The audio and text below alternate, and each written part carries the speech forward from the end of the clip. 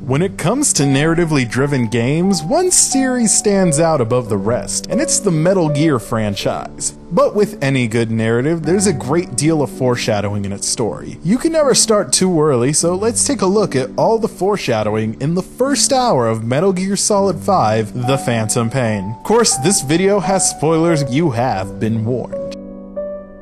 Mission 46 in Metal Gear Solid 5 took players back to the very first mission, the prologue in the hospital. But things were quite different this time around, as we actually had a full explanation for everything that happened. But if you were smart enough, chances are you already had a good idea on what was going on. The very first thing players hear upon starting the game is Midger's cover of The Man Who Sold the World. Originally by David Bowie, the song tells the story of a man who meets his doppelganger and how he comes to terms with his identity. This, of course, reflects the two snakes making up the identity of Big Boss, and how the relationship has changed as a result of the events from Ground Zeroes. After waking up from a 9-year coma, we learn that our hero, Venom Snake, has been severely damaged. During this segment, we are actually told we have 108 pieces of shrapnel in our body. This doesn't seem like a very important number, but in Japan, at the end of the year, Buddha's temples have a tendency to chime a bell 108 times. These chimes represent the finishing of the old year and the welcoming of the new one. This could be seen as a sign of finishing Big Boss's story and starting Venom Snake's story. Most notably, Venom Snake has shrapnel in his head. He's also told it could impair his brain. This hints at the amnesia and the fact that he isn't multilingual later in the game. This is also giving us a big hint that this isn't Big Boss, as we're told removing it would be a risky maneuver, and Big Boss is missing the shrapnel in Metal Gear Solid 4. Weeks go by and we're told we must undergo a new identity. We're going by the name Ahab, and we're actually given the chance to customize a character after seeing Venom Snake's current physical condition. After customizing our character, we're told the surgery is a success. We're told to forget our past. We're shown two pictures, with one deliberately covering the second half of the rear photo. When he flips the photo over, you don't see your name like you do later on. This is a hint that subconsciously Venom Snake is blocking out things dealing with his old identity. However, we're quickly attacked by the character known as Quiet after she assassinates the nurse and doctor. Here we can see she's fully clothed and she's speaking English, hinting that she's yet to become the Quiet we know later on in the game. This, in conjunction with her silence later in the game, and during the important parts involving the vocal parasites, hint at her carrying the English strain. Of course, Ishmael quickly comes to our rescue.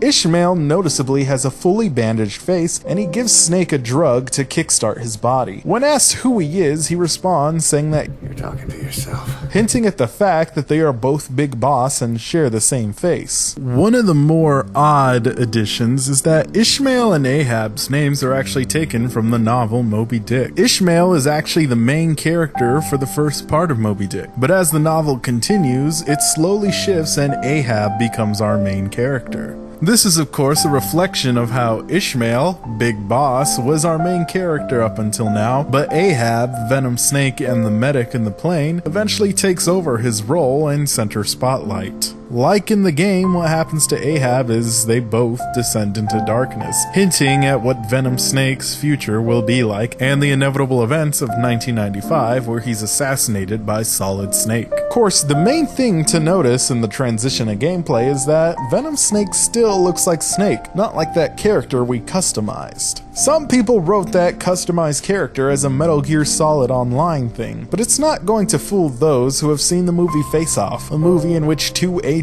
swap faces and identities, giving us a good guess that our Snake isn't really the Snake from Ground Zeroes, but someone else entirely. Primarily the medic, who like Raiden shared the same voice actor as the Big Boss, Kiefer Sutherland. We're quickly introduced to a young Psycho Mantis and the Man on Fire who was quickly doused in water. This, of course, being a hint at his weakness for his boss fight later on in the game. Throughout our escape through the hospital, Ishmael displays a great deal of knowledge in terms of stealth, survival, and combat as he guides Snake through the hospital. This, of course, is a hint that he's actually the legendary soldier Big Boss, or at least someone who is different from what he leads us to believe. We're again greeted by the Man on Fire and Psycho Mantis. The only inclinations that this is Psycho Mantis that we have are that he wears a gas mask and he can be seen levitating and throwing objects similar to how he did in Metal Gear Solid. Of course, once taken out of his trench coat, the Man on Fire is clearly donning what is similar to that of the sneaking suit from Metal Gear Solid 3. But more noticeably, it's similar to that of Volgan's sneaking suit, and both have bullets wrapping around their body. He also walks in a similar fashion to Volgan and is constantly seen pursuing Snake, hinting at their connection and desire for revenge. Water is of course used to display his weakness, further instilling it into the player for later in the game. It is also during this scene that the player gets a better look at that right eye of Ishmael's, which, like Snake's, is gray as a sign of blindness. Snake also gives us a simple line that players of Metal Gear Solid 3 might know.